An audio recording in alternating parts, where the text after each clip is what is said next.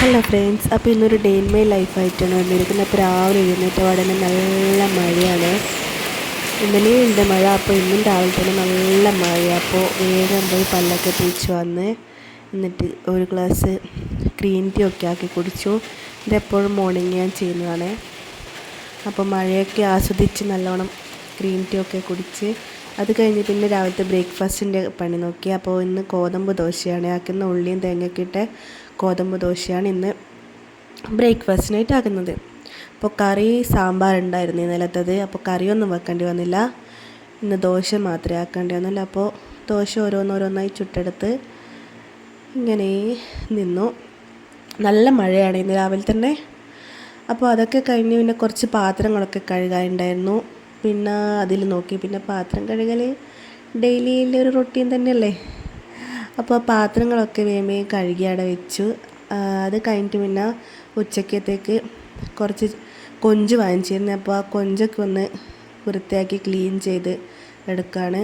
അതിന് തന്നെ കുറേ സമയം അങ്ങ് പോയി.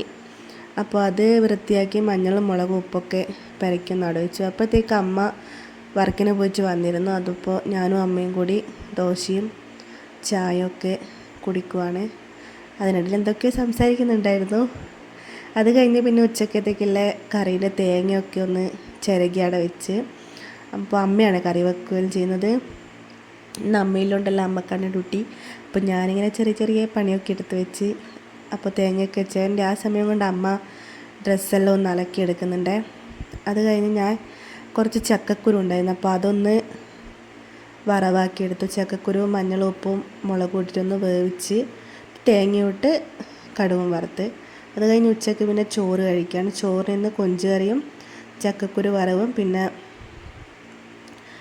കൊഞ്ച് പൊരിച്ചതുമാണ് ഉണ്ടായിരുന്നത്.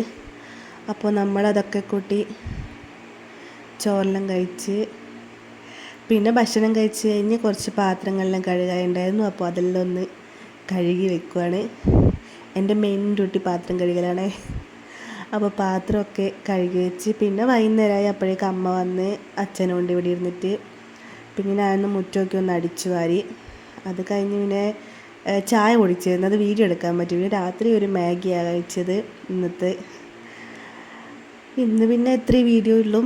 അപ്പോൾ എല്ലാവരും ലൈക്ക് ചെയ്യുക, സബ്സ്ക്രൈബ് ചെയ്യുക, സപ്പോർട്ട് ചെയ്യുക. Okay guys.